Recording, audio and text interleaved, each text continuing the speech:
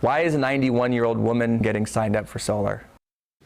An insider is coming forward after a Call Curtis investigation.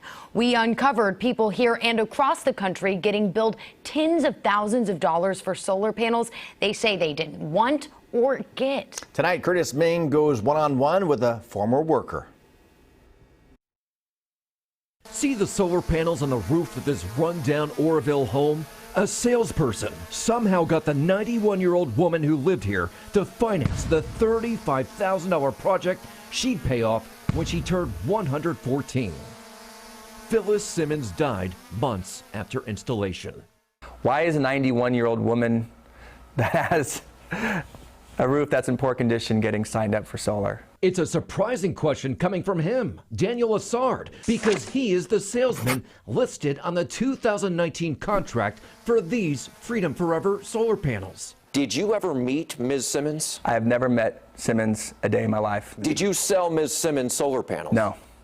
I learned about Ms. Simmons when I got the complaint. Years after he says he left a company called Apricot Solar, the estate of Phyllis Simmons served him with a lawsuit, accusing him of elder financial abuse. Also named in the suit, the company that did business as Apricot Solar and the solar panel company Freedom Forever. How did your name end up on this 91-year-old's contract? My name was forged by another sales representative at the direction of the CEO of the company. Hey there, Dave Bengal, founder and CEO of Apricot Solar. Lassard claims in court-filed declarations that the CEO of Apricot Solar, seen here in a corporate video, asked for his login credentials to the company's sales portal to help out another salesperson. As somebody who was just trying to be a team player and just do what my boss asked me, I reluctantly agreed, having no idea the consequences of what he was asking me to do. Lassard also says he now realizes other Apricot Solar workers not licensed to sell solar were using his login credentials to DocuSign his name to contracts. So the CEO of the company instructed this other salesperson Yes. to use your login Yes. for this contract because he was not licensed. Yes. In these court documents, two former employees back his claim.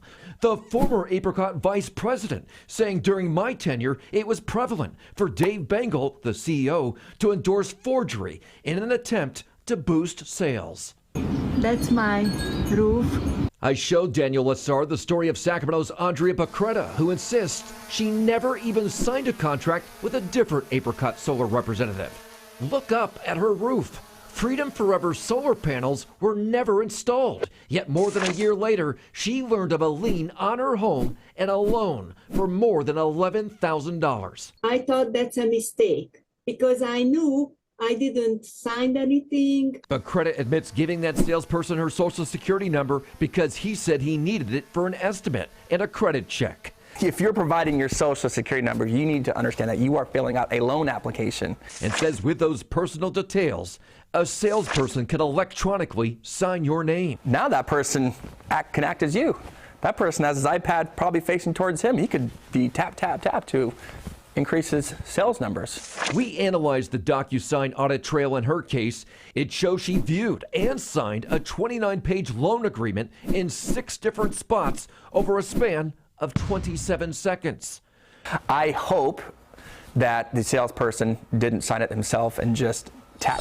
Freedom Forever agreed to cancel Andrea's contract last month. That lien terminated. The contractors board revoked Daniel Lassard of his license to sell solar panels. He says he didn't fight it because he was already out of the industry. As for that lawsuit against him, I have represented myself in this civil litigation. I have had no choice. I could not afford an attorney.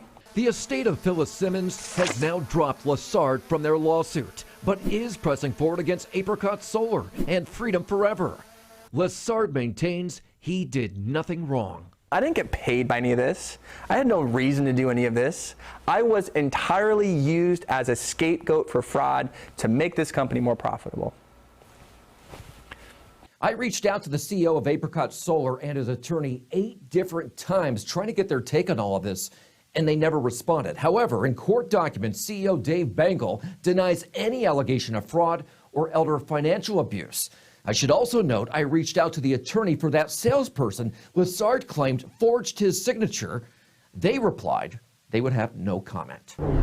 Have a consumer problem you can't solve? We're here for you. Go to cbs13.com/callcurtis and fill out our form.